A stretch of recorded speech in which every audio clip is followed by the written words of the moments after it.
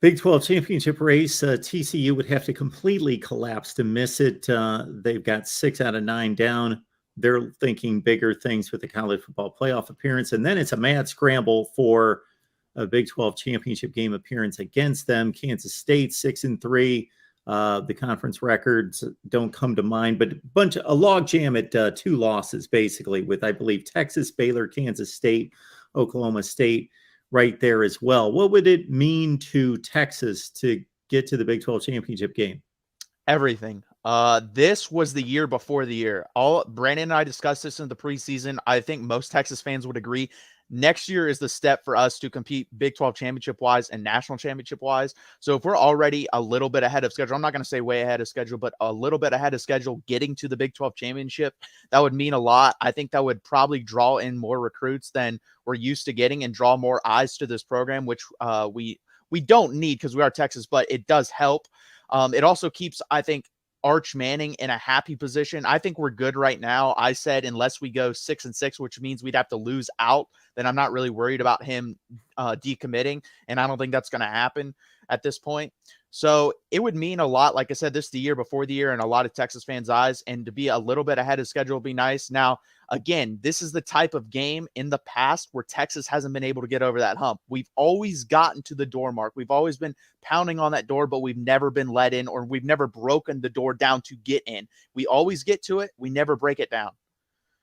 Got Matthew Miller on the line, break down some Texas football for us. Of course, they got the huge game at home against TCU, primetime ABC game in Austin. Matthew hosts our Texas Post game with Brandon, so please join him right here at the Voice of College Football after the Longhorns and the Horned Frogs. Where do you stand on TCU, Matthew, in regards to, I'm a resume guy. I don't expect this team to go undefeated, but they keep getting by another hurdle each and every week, nor do I think that they can compete with the likes of Georgia, Tennessee, Ohio State in a playoff game. However, I want to honor the wins and the potential championship, but man, they just keep clearing a difficult hurdle regardless of what it is. They seem to be a bit fortunate in regards to other teams' quarterbacks going down. What's your quick take on TCU? They're really good. Sonny Dykes is a phenomenal offensive coach. That he doesn't get enough praise for that. When we talk about offensive coaches, we usually throw Lincoln Riley, Steve Sarkisian, Ryan Day, Lane Kiffin, those guys out there. You don't hear Sonny Dykes, and he deserves to be in that conversation. He is that good. Quentin Johnson on the outside, if he can go, is that good. He's going to be an NFL wide receiver. He's probably going to be a late first round, early second round pick at the NFL wide receiver position. Max Duggan has always killed Texas. If you go look at the games he's played for us, he has run all over us. Now he can actually throw. He's become a much better passer.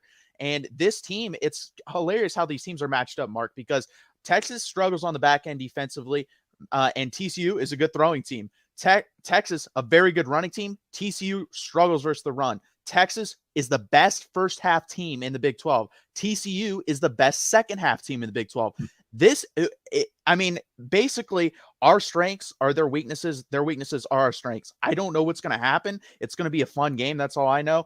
I think, in my opinion, if Texas is not leading by 14 or more at halftime, we will lose this game because we come out hot and they finish strong. So unless something magically has happened over the this last week to where we get better in the second half, which has not happened. I mean, you saw it last year. We blew 6 leads. We've blown leads this year. We are not good in the second half. So unless that changes, if we do not have a 14 or more point lead at halftime, I'm expecting a loss.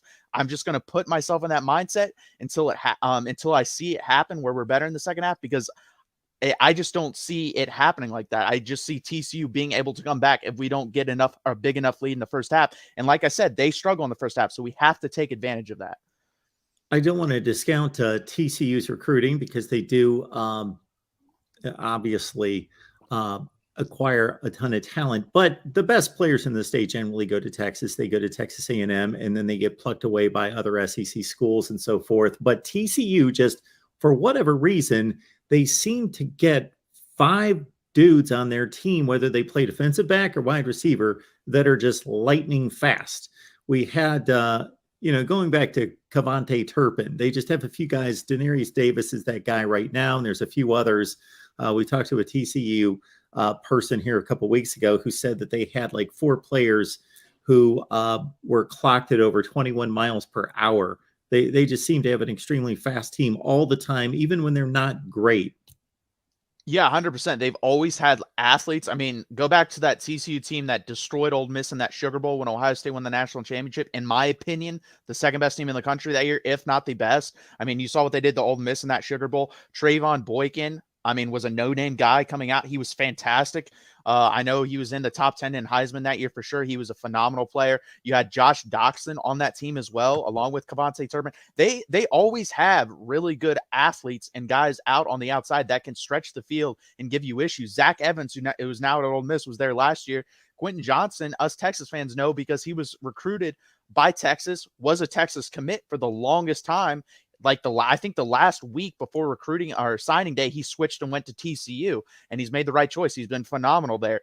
They have Jordan Hudson, who's another 4-star recruit that Texas recruited. He's at TCU. He hasn't gotten much play this year. He's going to be a good player going forward. And I think Sonny Dykes, if they can recruit that Dallas-Fort Worth area and shut that little position down right there, draw a line around that city, you can win with the guys you get out of that area. So if they can do that and they have a lot of good recruiters on that roster, they can be a force to be reckoned with in this Big 12, especially when Texas and Oklahoma leave for the SEC.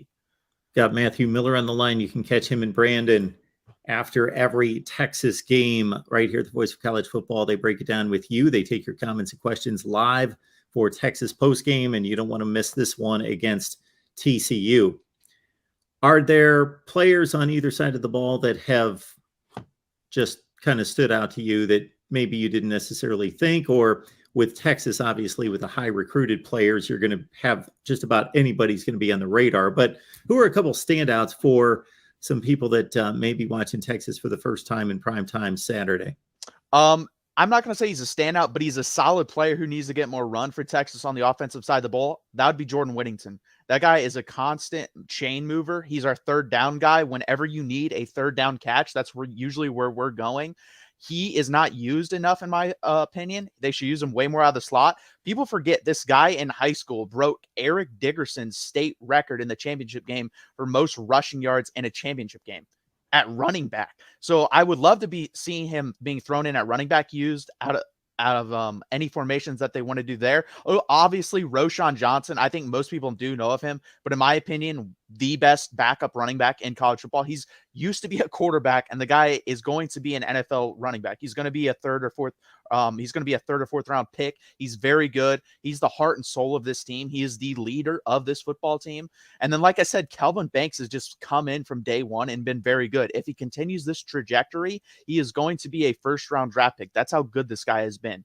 On the defensive side of the ball, Barron Sorrell off the edge has been definitely our best edge rusher.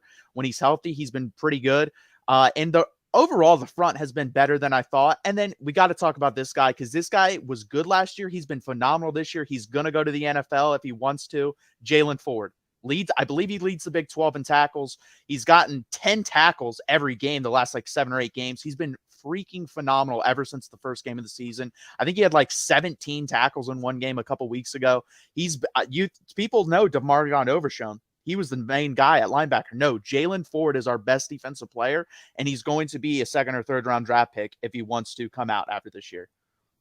Folks, talk college football 24/7, 365 on our Discord. You go to patreon.com, search MarkRogersTV. You sign up there. You join the Discord. People rave about it. I'm just telling you, give it a shot. Join the knuckleheads there, talking college football with them. It's like having a live chat that we do during the call-in shows, but it's anytime you want it to be there, 24/7, 365. You also get my picks as well.